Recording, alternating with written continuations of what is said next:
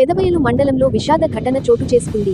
పన్నెడా గ్రామానికి చెందిన 5గురు చిన్నారులు ఈత కొట్టడానికి వెళ్లి ప్రమాదవశాత్తు నీటిలో మునిగిపోయారు. ఈ ఘటన సీతగుంట పంచాయతీ పరిధిలోని లక్కీపుట్టు గ్రామ సమీపంలోని మత్యాగడ్డలో జరిగింది.